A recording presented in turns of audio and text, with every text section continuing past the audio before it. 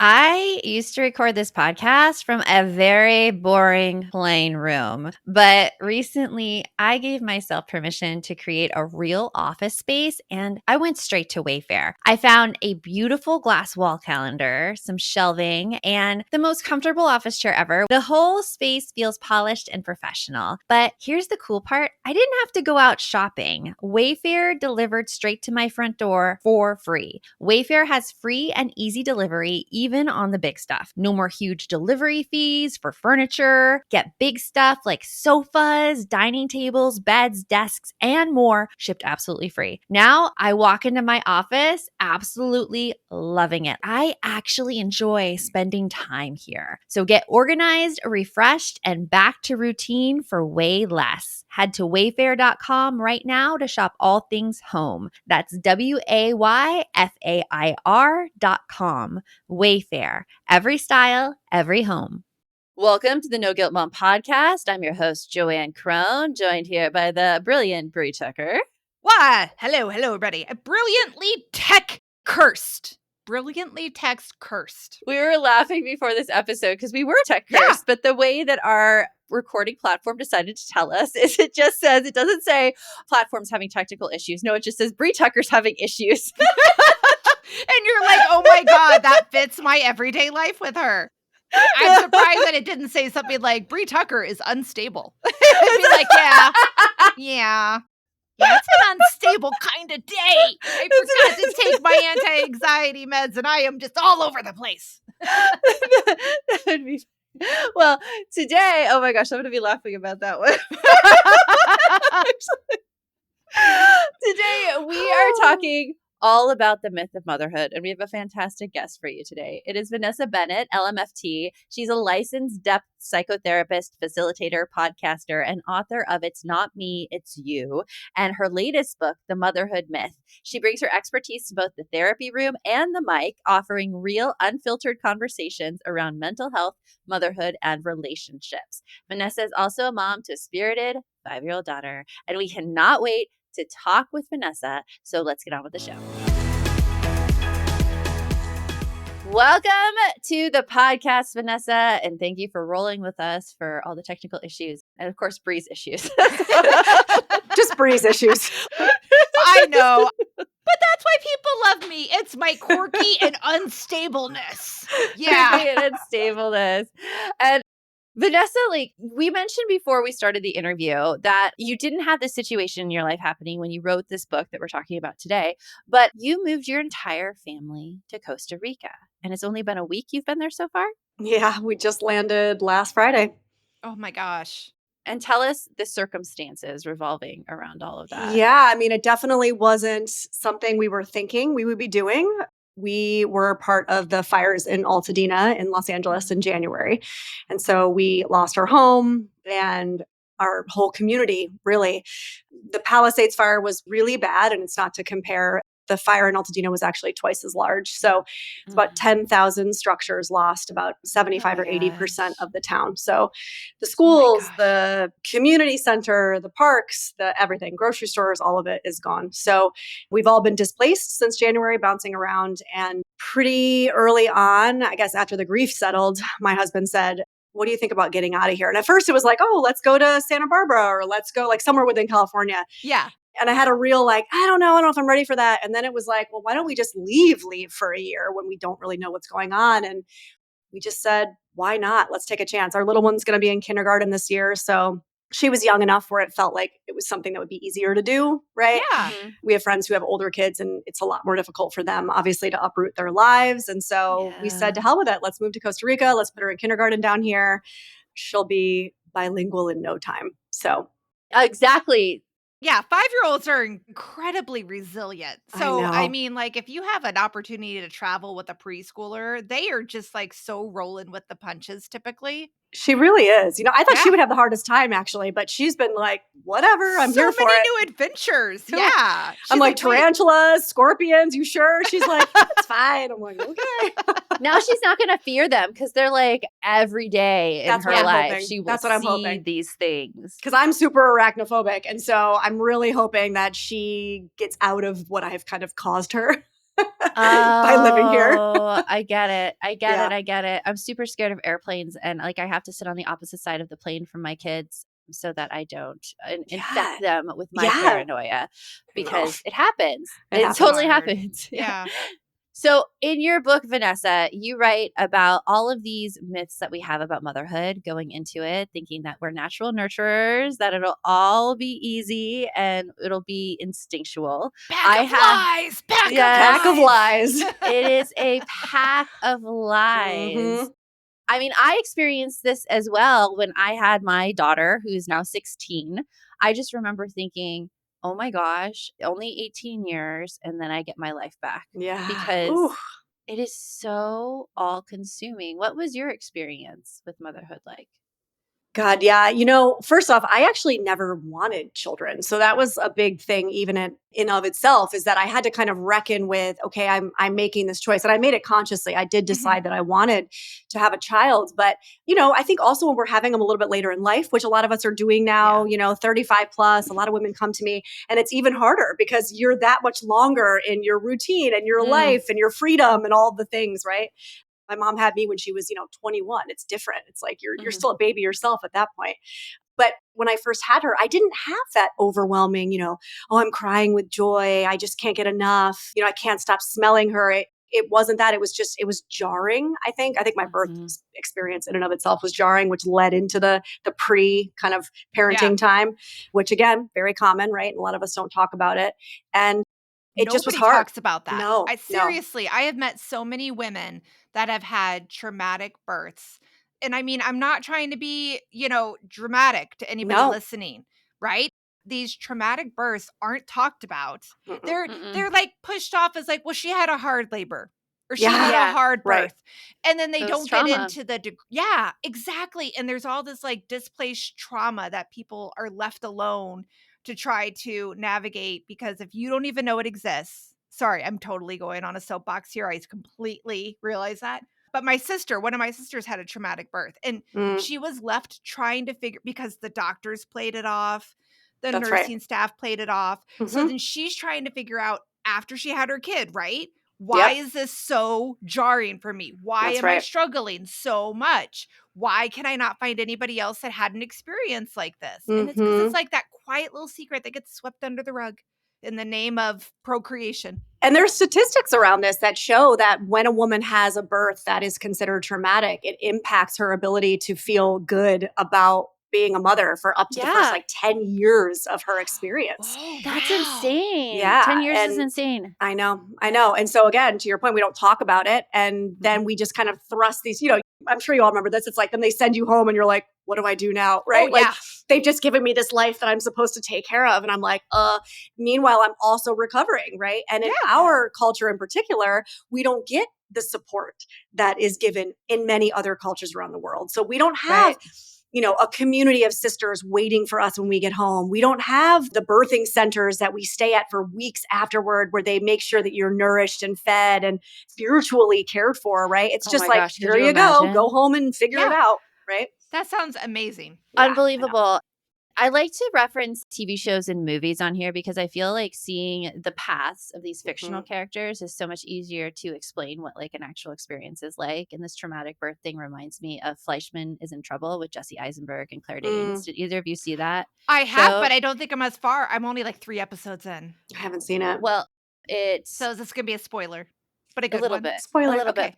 but a good one. Yeah. Okay. So Claire Danes and Jesse Eisenberg's characters were married, but Mhm. they are experiencing marital problems. And throughout the course of the episodes, you start to see why. And one of them was a birth trauma on Hmm. hers. The doctors came Oh. in and broke her water against her will Yep. and forced the labor of the baby. And after that, she just felt powerless in That's her right. relationship. And she ended up leaving the kid with Jesse Eisenberg's character. And she was painted as like this horrible Hmm. person Yes. all throughout the series to find out she had significant trauma. Okay, that helps, because I did not like her character in those first 3 episodes, and I am Now you having know a why. hard, because I love Claire Danes. I love Yeah. her. My so-called life, she's my girl. Yeah. No, Yeah. significant trauma in Yeah. it. So it's interesting how trauma does affect us and our perception and how we figure out motherhood. Now, That's right. another thing you touch on, Vanessa, is that we as moms, And I see this mentality all the time, especially like in our balance members, where they feel like they have to do everything. Mm-hmm. Doing everything all the time.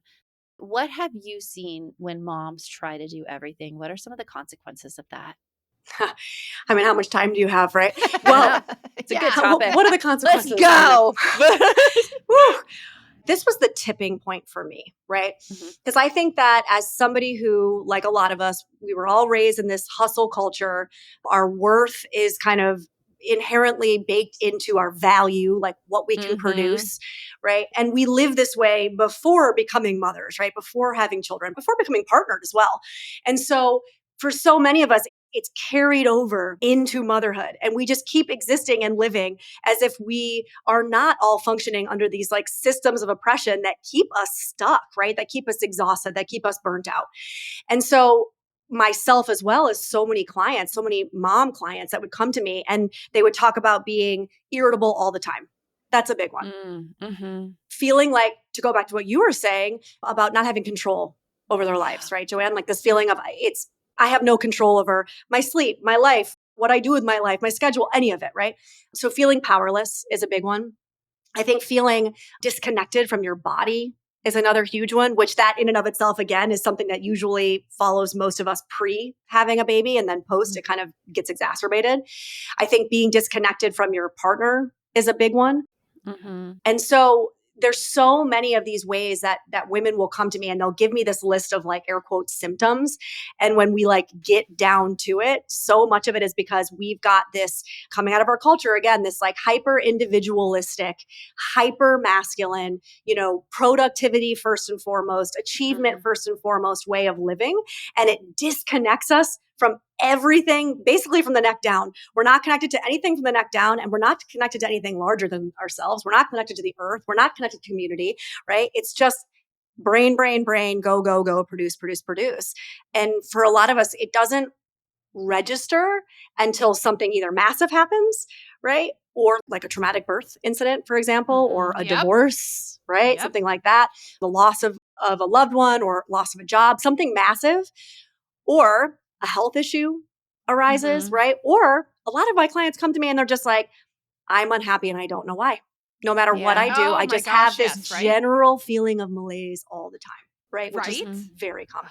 It's Yeah. common. Mine Mhm. came in a Christmas breakdown where I was on the couch crying on Christmas Mm, Day because I mhm. had brought everything. I had done everything. Well, I have so many questions about that and how we can get more connected to ourselves and the community. And we're going to get into that right after this. I used to record this podcast from a very boring, plain room. But recently, I gave myself permission to create a real office space and I went straight to Wayfair. I found a beautiful glass wall calendar, some shelving, and the most comfortable office chair ever. The whole space feels polished and professional. But here's the cool part, I didn't have to go out shopping. Wayfair delivered straight to my front door for free. Wayfair has free and easy delivery, even on the big stuff. No more huge delivery fees for furniture. Get big stuff like sofas, dining tables, beds, desks, and more shipped absolutely free. Now I walk into my office absolutely loving it. I actually enjoy spending time here. So get organized, refreshed, and back to routine for way less. Head to wayfair.com right now to shop all things home. That's WAYFAIR.com. Wayfair. Every style, every home. If you were fixing your bra straps, fussing with wires, or battling your bra during this podcast, stop right now. You'll want to hear this. Those bra problems, those problems you thought you had to live with, Third Love has solved them. Their bras make it easy to get what you want, whether it's ultimate cleavage, a smooth look, or stopping your shirt buttons from pulling. With over 60 sizes, including half cups you won't find anywhere else, you'll never be stuck between two sizes that don't fit. So stop settling for bad bras. Now's the time to treat yourself and get your problem solved. Save $15 on your first order with code PODCAST15 at thirdlove.com. If there's one thing I know as a parent and early educator, it's that kids crave structure, and not always the same kind for every kid. I had one who thrived in a back to basics setting and another who struggled every step of the way. Yes, kids are different. That's where K-12 powered schools shine. They give your child a daily schedule, certified teachers, and tech powered tools that keep them focused while letting them learn at their own pace in their own place. And beyond those lessons, K-12 helps students build real-world skills and confidence. They have online clubs, social events, and learning experiences that are built around your student. So join the more than 3 million families who have been served by K-12 and empower your student to reach their full potential now. Go to k12.com/ngm today to find a tuition-free K-12 powered school near you and enroll now. That's the letter K, the number 12.com/ngm. k12.com/ngm. So, first of all, before we get going any farther, Vanessa, I meant to ask you this question at the beginning. It says you're a depth psychotherapist. What is a depth psychotherapist? So, depth psychology is an umbrella term for archetypal psychology, analytical psychology, and Jungian psychology. So, it's based on the work of Carl Jung. And within the psychology community, it's called the psychology of the soul. And so, depth psychology is inherently more focused on that which cannot be named. So we really work with the unconscious, the language of the unconscious, which is, images, dreams, archetypes, symbolism, things like this. We would say that language is really the language of the conscious, the mind, and then symbols and images are the language of the unconscious. And so I'm really more interested in soul work than I am behavioral work. Interesting. Yeah. I have never heard of this branch of psychology before. It's sad how many people have not. Yeah.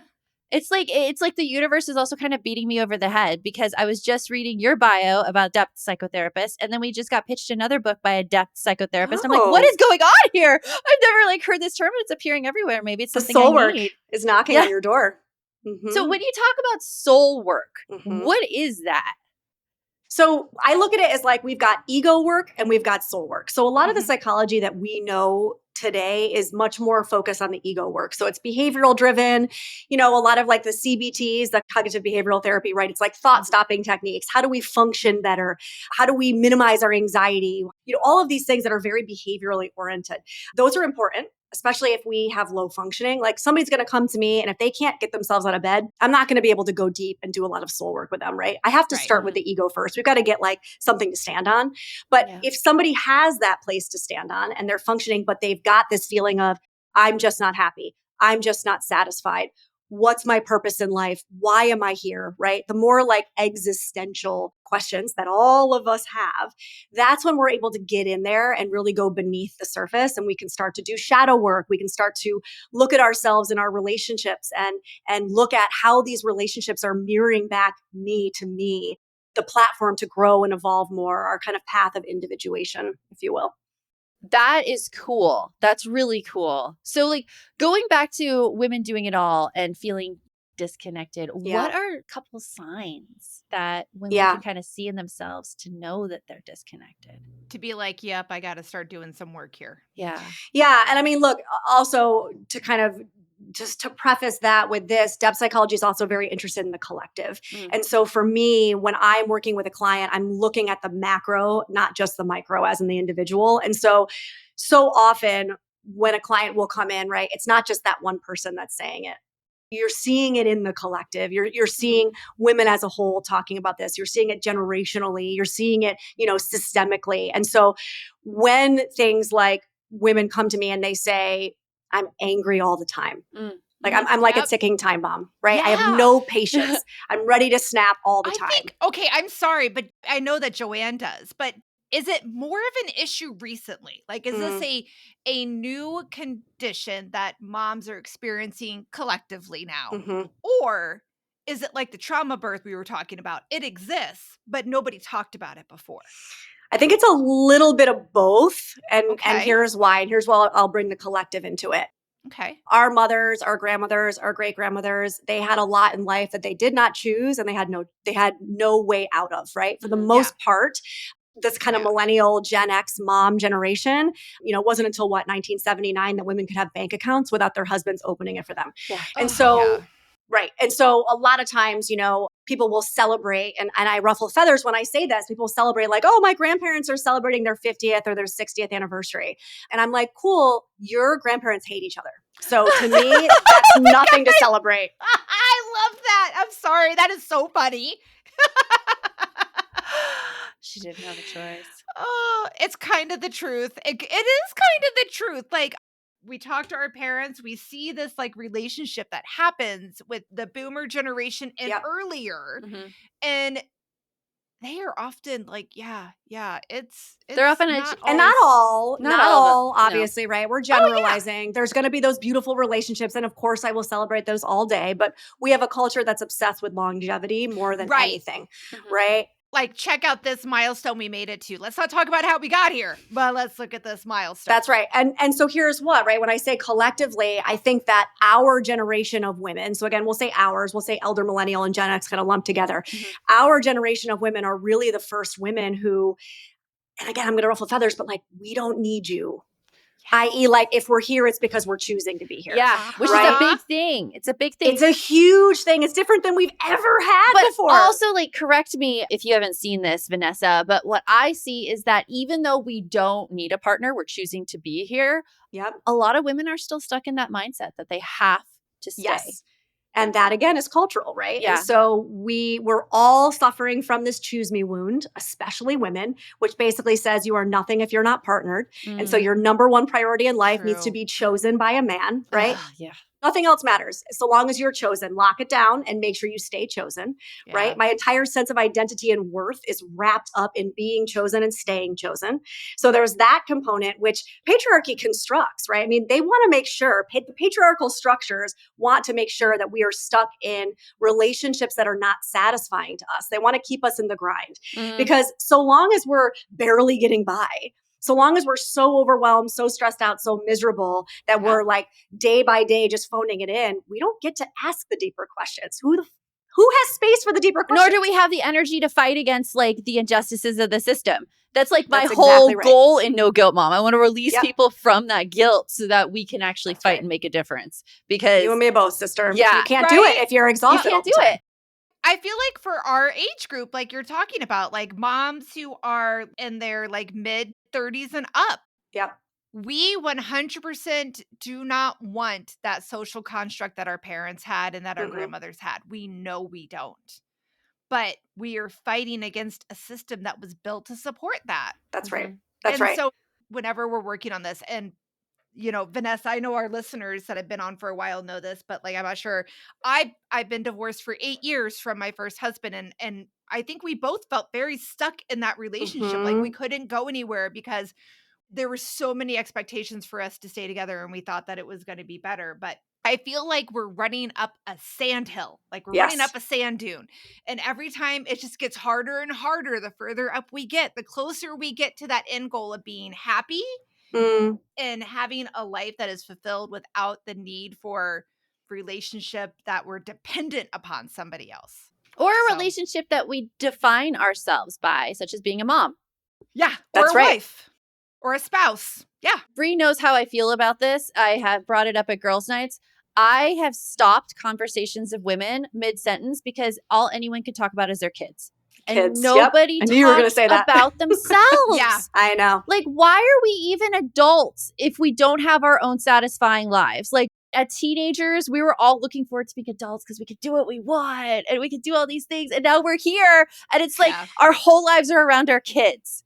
But here's the thing, Joanne, again, this is structured on purpose, right? And so we're not set up to know what does bring me a sense of aliveness. What does light my soul on fire? When do we have the space and opportunity to explore that when we're just trying to put food on the table? Yeah. Right? I mean, it's true.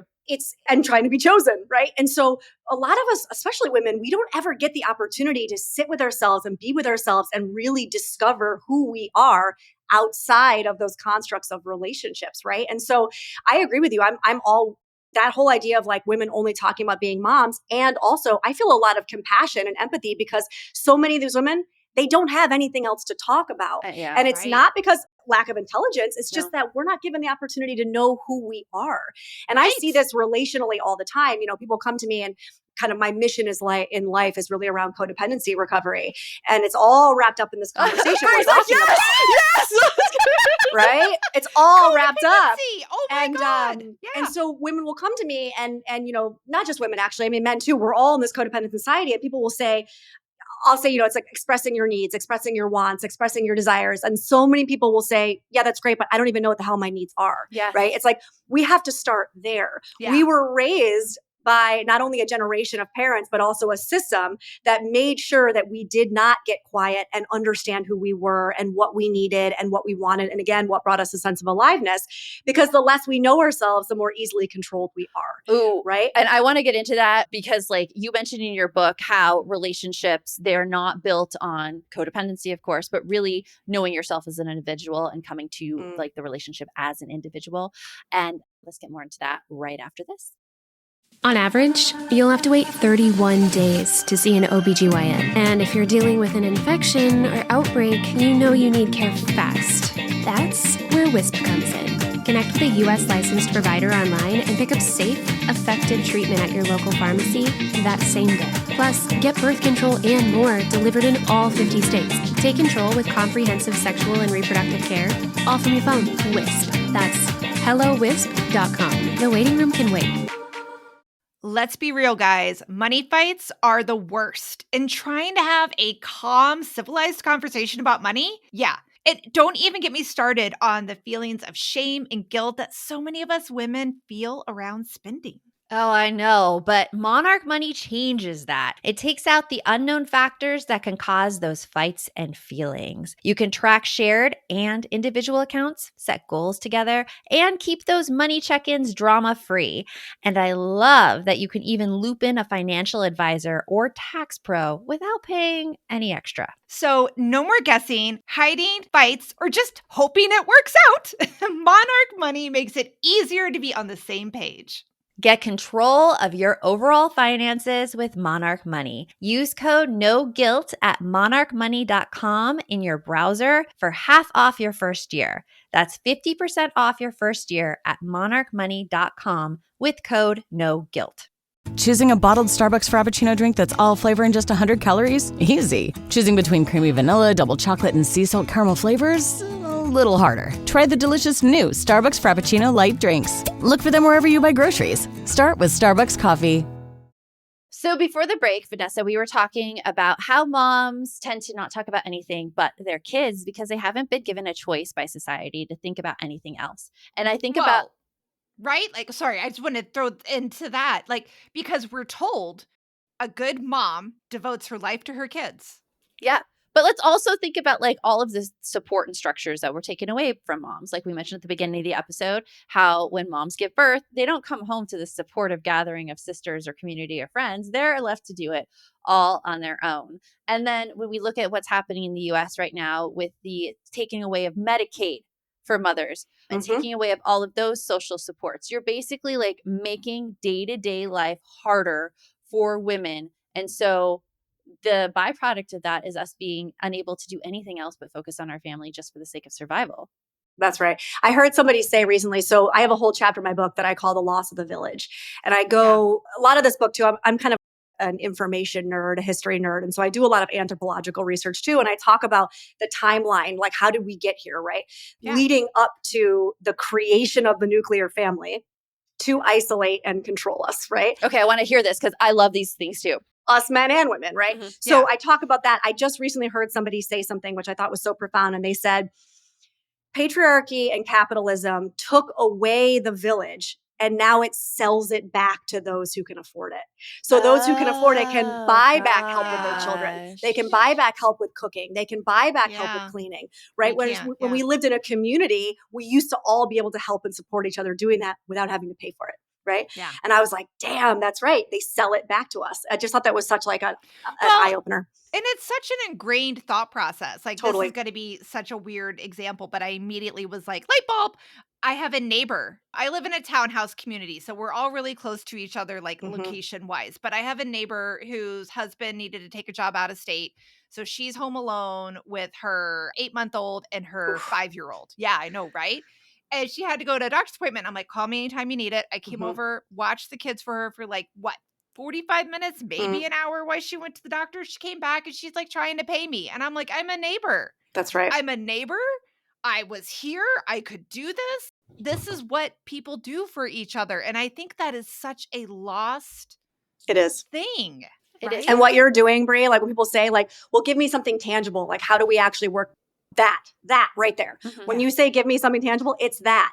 It's all of us getting out of our own bubbles and looking around and saying, how can I support the people around me? Right. Yeah. And it's not for money. It's just for the fact that I see you and I want to do this for you. And most likely that person's going to do exactly the same for you. One of the hardest parts about losing my community in the fire was that we had really started establishing this. We had that street that a lot of us think about from the 80s where all the doors were open and the kids were running back and forth. And, you know, mom on this house would watch kids while I had a work thing and vice versa. And so to lose that, it was so jarring because now I'm alone with my partner and my kid again, this nuclear family, right? Isolated. It's interesting though, because I've had these conversations with my husband and he was raised in a family which was very individualistic. You didn't bother people with your own suffering. You just stayed quiet and everybody took care of themselves. So they rarely asked each other for help. So talking about this whole collective neighborhood and community, he brings up the point that a lot of people don't feel like they want to be in the situation to owe someone else. Right. And that becomes such a hard thing and such It's a mindset, barrier. right? It's a mindset. You get Well, so but stuck in it. Yeah. But also, again, if I feel like I'm being a burden or if I feel like I'm being too much, I'm not going to ask for help and I'm going to keep myself in these systems. Again, it's like when the thread always goes back to it was all created on purpose, right? I know like I sound like a broken record, but no, but you're totally right because a lot of women will not ask for help because we feel if we are struggling, we're the only ones and we will be a burden to somebody else. That's it. It's the burden part, right? Because we get told that asking for help is a weakness. That's why I say that this idea of like superwoman or supermom, I have a title, like a section that says supermom is not a compliment or superwoman is not a compliment. I find it to be so offensive because I think it's actually a label that's used that keeps women in exactly what we're talking about, which is if I can't do it all and I can't do it all well, then I'm failing as a mom, as a partner, as a person, right? And it's bullshit. You're not. James Hillman has this quote, and I'm horrible with quotes. I always butcher them, but we'll just pretend this is the exact quote, where he says something like, depression is actually your soul's way of saying, I will no longer participate in the mania. And essentially what he talks about is it's like, we are all responding normally to abnormal systems, right? And so when I look at things that are like psychology based, that are again, ego psychology, right? Again, we need to be able to function and what are we trying to do? We're trying to get people to function what? So they can go back to work and keep participating in these messed up structures, right? That's not helping. And so I also talk in the book a lot about this idea of like decolonizing therapy. So much of therapy is just also keeping these systems going, right? Let's just put a pill in your mouth. Let's just get you back to work, right? Like keep producing. How is that helping us actually move forward, right? It's so interesting because I often think that too, like the whole depression debate, and it's coming up a lot now. I'm seeing articles in the media that there are like women's organizations that are telling women to ditch the Prozac and just eat more protein. And I'm like, well, that's harmful. But because it's like, there's a balance, people. It's not so much, like you said, therapy and medications, they're not wrong, but there is something broken in our society that we need those in the first place. And it is not any wrongdoing on our part that we need them, but rather it's the culture that we're in. That's right. And so I find it so interesting with the whole debate against medication. I always bring it back to how moms in the 70s had like Mother's Little Helper, which was Valium. And I'm like, how much easier would afternoons be with a little bit of Valium? I was just saying, can I be a confession here? Every once in a while, I'm a little bit jealous that I never got to try out Mom's Little Helper.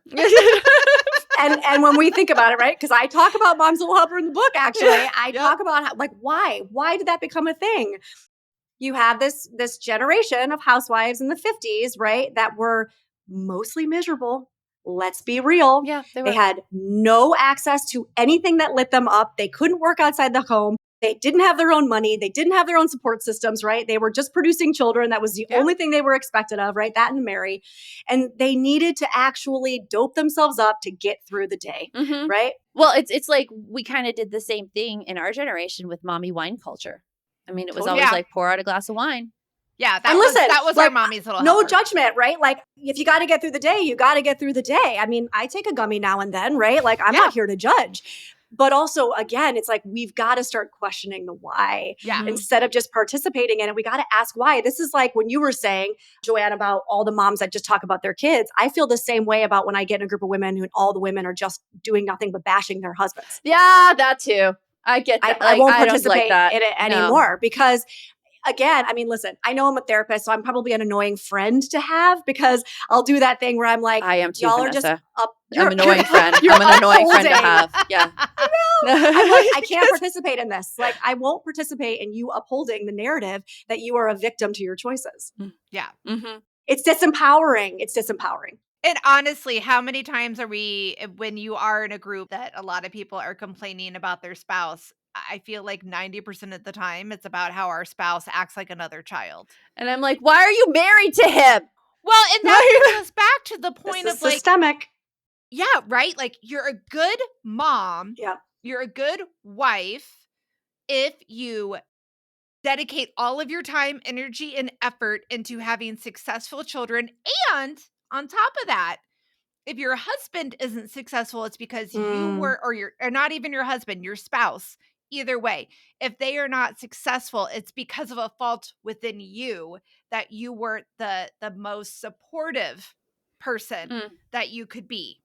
Yeah, I think I hear that a also, lot. That right? narrative a lot. Yeah, We don't it all say that one out falls on. loud. That No, one I hides agree. in our I think head a a lot of women kind of hold that. I think society does that. I think, there's a part in the book where I basically say like our self-righteousness is essentially the door prize that we were given under patriarchy. And so long as we comply and we go along with what we're supposed to go along with, we're owed the self-righteousness. Now, when I say this, hear me in my compassion when I say it's hard. And I'm not saying it's not hard. And I'm not saying there's not relationships that are abusive and very unbalanced and that, all of these things. And also we still have choice, right? We still have agency. We have a lot more agency now than we did again a generation ago, right? And so long as we're kind of holding on to white knuckling that righteousness, what we're not able to see is our part in it. And this is the codependency part, right? And this is the part that people get really upset with me about when I talk about, I've been told that I victim blame and all of these things. And I'm like, listen, at the end of the day, I just feel like there are always two people in a situation and there is always something that you can own. Always. And so that's great. We can keep saying, he's an idiot. He doesn't know where this is. What a moron. I don't trust him. I don't this, I don't that. And so long as we continue to do that, we don't have to look at ourselves. We don't have to look at how we continue to maintain these systems. Yes. We prop these systems up. We participate in these systems, right? By not having to make really difficult choices. Again, I'm not saying it's easy, but we are participating in them. And then we're just being righteous about it, right? And it's like, well, but how is that helping dismantle the system? Exactly. Right? It doesn't help. It doesn't help. There are like two.